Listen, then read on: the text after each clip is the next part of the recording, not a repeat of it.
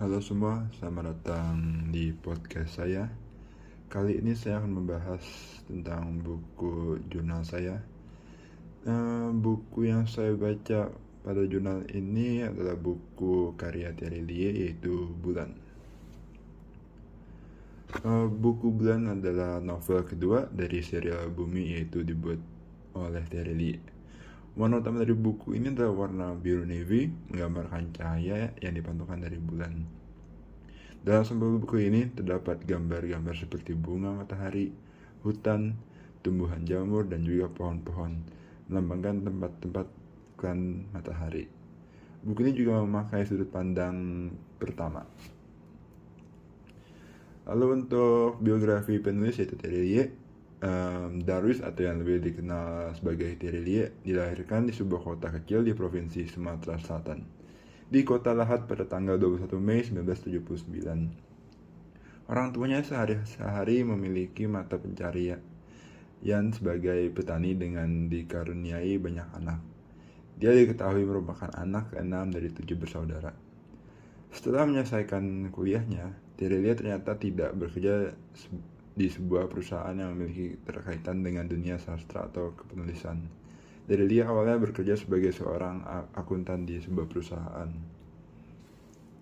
Lalu untuk identitas buku, buku ini diterbit oleh PT Gramedia Pustaka Utama tahun 2016, dan tebal halaman buku ini ada sekitar 400 halaman.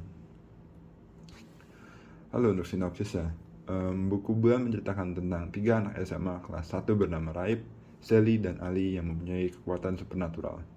Raib yang datang dari klan Bulan bisa menghilang. Ali yang dari klan Bumi bisa berubah menjadi seekor beruang yang besar. Dan Sally yang berasal dari klan Matahari bisa mengeluarkan petir dari tangannya.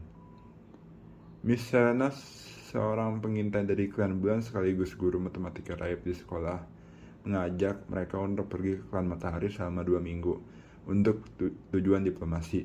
Sesampainya di sana, mereka diminta untuk mengikuti Festival Bunga Matahari oleh Konsil Klan Matahari. Festival Bunga Matahari merupakan suatu ajang kompetisi terpenting di Klan Matahari dan sudah menjadi sebuah tradisi pada setiap tahunnya. Dengan semua kekuatan yang dipunyai Raib dan teman-temannya, mereka berani untuk mengikuti kompetisi yang sangat berbahaya itu. Lalu kita akan memasuki perkenalan karakter. Yang pertama adalah Raib, yaitu tokoh utama cerita ini. Seorang siswi yang berumur 15 tahun, dia sedang menduduki kelas 1 SMA. Raib mempunyai beberapa kekuatan supernatural seperti menghilang, pukulan berdentum, tampeng transparan, dan teknik teleportasi. Lalu ada Sally. Sally adalah teman sekelas dan teman dekat Raib yang berasal dari klan Matahari, seorang petarung klan Matahari pertama yang berjalan di atas bumi. Dia mempunyai beberapa kekuatan seperti mengeluarkan petir biru, yaitu petir yang paling kuat di klan Matahari, dan kekuatan kinetik. Lalu ada Ali. Ali adalah teman sekelas dan teman Raib yang berasal dari klan Bumi, seorang yang jenius sekali dan sebagai pemikir strategis dalam rombongan. Dia mempunyai satu kekuatan yang yaitu menjadi beruang raksasa dengan kekuatan yang besar. Lalu ada Miss Helena, seorang pengintai dari klan Bulan dan guru matematika Raib, Sally, dan Ali di klan Bumi. Mempunyai kekuatan yang mirip dengan Raib seperti menghilang, pukulan bertendum, dan tampang transparan. Lalu ada Alf. Alf adalah seorang pustakawan di perpustakaan sentral kota Tishri, klan Bulan. Alf adalah kakek dari kakek-kakeknya Ilo dan berusia ribuan tahun, memiliki teknik penyembuhan dan sentuhan tangan menenangkan. Lalu ada Ili, anak sulung Ilo dan Vei, berusia 18 tahun yang berasal dari klan Bulan. Dia bersekolah di Akademi Bayangan tingkat tinggi. Lalu ada Falatara Tanah keempat, antagonis dari cerita ini. Dia adalah ketua konsil dari klan Matahari yang ingin sekali untuk mencabut bunga matahari.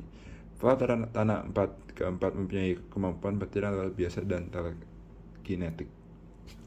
Lalu untuk konflik cerita ini, puncak konflik dalam cerita ini jadi ketika kontingen Salamander hendak mencabut bunga matahari di halaman rumah Ibu Hana. Di sana telah tumbuh bunga matahari di antara ribuan lebah yang mempunyai cahaya. Ketua konsil klan Matahari melarang mereka sebab rombongan Salamander telah melakukan kecurangan. Maka ketua konsil dari klan Matahari menyatakan pemenangnya adalah Raib dan kawan-kawannya, serta mereka dipersilakan untuk mencabut bunga tersebut. Akan tetapi, Hana justru melarangnya, sebab akan membahayakan kehidupan di klan Matahari dan klan Bulan. Ketua Konsil dan klan Matahari tetap ingin Raib dan kawan-kawannya untuk melakukan hal tersebut, sampai akhirnya pertarungan dan pertempuran pun terjadi. Lalu amanat yang saya dapat dari cerita ini adalah apabila kalian menginginkan suatu hal, kalian perlu dan harus memperjuangkan hal tersebut dengan sikap yang teguh atau gigih.